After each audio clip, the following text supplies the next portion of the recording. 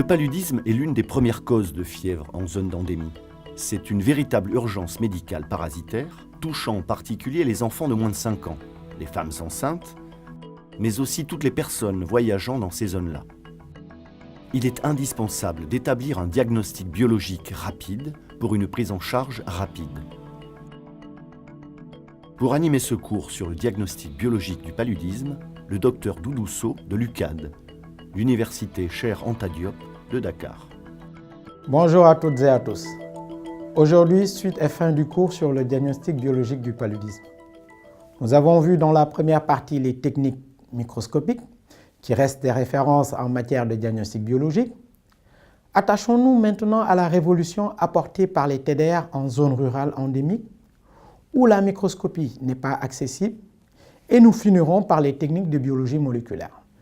Depuis un peu plus d'une dizaine d'années, la généralisation des tests rapides en zone endémique a permis de sauver des millions de vies humaines et de rationaliser l'utilisation des traitements antipaludiques, notamment les combinaisons thérapeutiques à base d'artémisinine.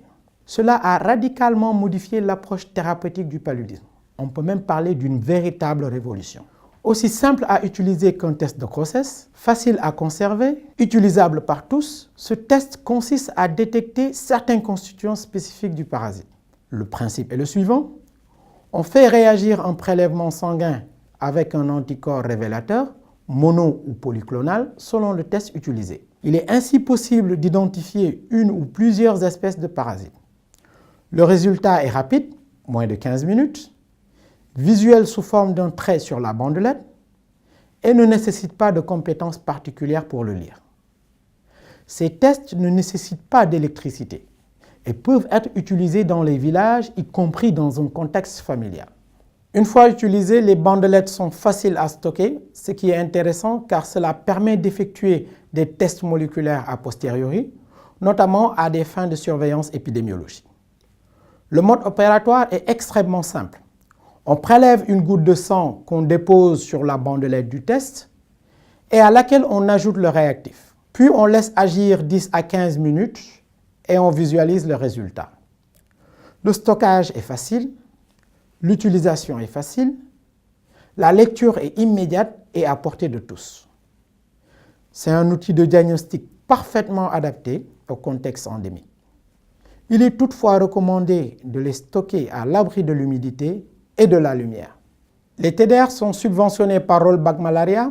Ils sont gratuits pour les enfants de moins de 5 ans et les femmes enceintes, alors que la goutte épaisse et le frottis-main sont payants. La sensibilité des TDR est moins importante que la goutte épaisse, mais équivalente au frottis-main. Parmi les inconvénients, il faut préciser que dans le cas d'une faible parasitémie ou dans le cas d'une perte de matériel génétique chez le parasite comme une délétion chromosomique, le test ne sera pas positif et on risque de passer à côté d'un cas de paludisme. Enfin, sachez qu'il existe aussi le QBC Malaria Test, technique de moins en moins utilisée en routine pour le diagnostic du paludisme. Aussi sensible que la goutte épaisse, elle reste très coûteuse mais a l'avantage d'être utilisable pour détecter d'autres parasites présents dans le sang, tels que les microfilaires, les trypanosomes responsables de la maladie du sommeil, ou bien les babésias. Nous avons vu les techniques standards, notamment la microscopie et la révolution apportée par les TDR. Regardons maintenant ce qu'il en est du côté de la biologie moléculaire. Les techniques de biologie moléculaire permettent d'identifier le parasite grâce à son empreinte génétique, son ADN ou son ARN. On utilise principalement la PCR, Polymerase Chain Reaction. C'est la technique la plus sensible et la plus spécifique.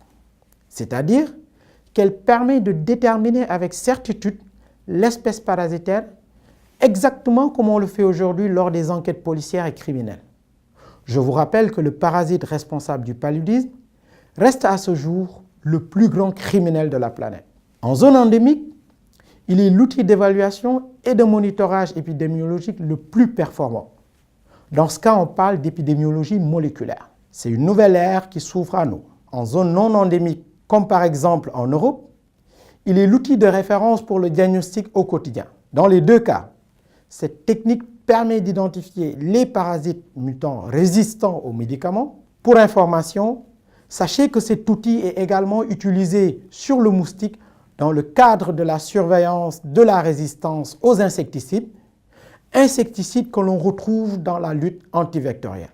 On extrait une infime quantité d'ADN du parasite, on l'amplifie, c'est-à-dire qu'on le multiplie exponentiellement grâce à une enzyme.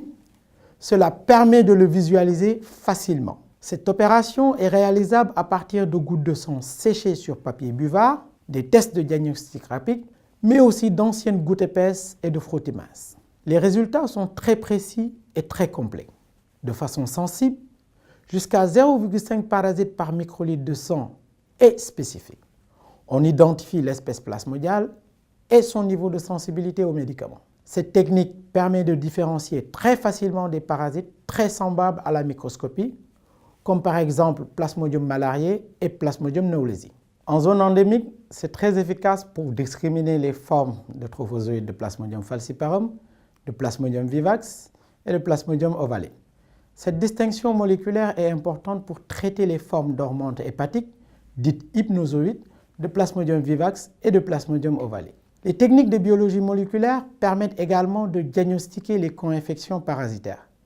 Cet outil très performant nécessite un plateau technique coûteux, du personnel compétent et demeure chronophage, 2 à 3 heures de temps. Mais on voit apparaître une démocratisation de cette technologie avec des appareils tropicalisés et transportables sur le terrain. Il existe une variante de technique PCR appelée LAMP, ne demandant pas d'équipement sophistiqué. En 30 minutes, il est possible de détecter 0,2 à 2 parasites par microlitre grâce à cette technique. Voilà pour les techniques de biologie moléculaire. Il existe aussi des techniques sérologiques indirectes. On ne recherche pas le parasite, mais les réactions immunitaires de l'hôte contre le parasite. En fait, on va chercher les cicatrices, c'est-à-dire les traces laissées par le paludisme, même dans les cas où le parasite n'est plus présent. En zone d'endémie, ces techniques sérologiques ont un intérêt pour la surveillance épidémiologique et la recherche vaccinale. En zone non endémique, comme par exemple en Europe, la détection des anticorps a un intérêt diagnostique, notamment pour assurer la sécurité des transfusions sanguines. De plus en plus se développent de nouvelles techniques, notamment les techniques de microarrêt, qui permettent de mettre en évidence une réaction biologique plus globale de l'hôte. Un tournant majeur vers l'avenir à suivre. Pour conclure, j'insiste et je vous rappelle qu'en cas de signe clinique évoquant un cas de paludisme, il faut impérativement se donner les moyens de poser un diagnostic biologique. Le gold standard en la matière reste l'analyse microscopique, la goutte épaisse et le frottis mince. Pour les zones rurales et l'autotest, le test de diagnostic rapide est la référence. Les outils de biologie moléculaire sont les plus sensibles et les plus informatifs.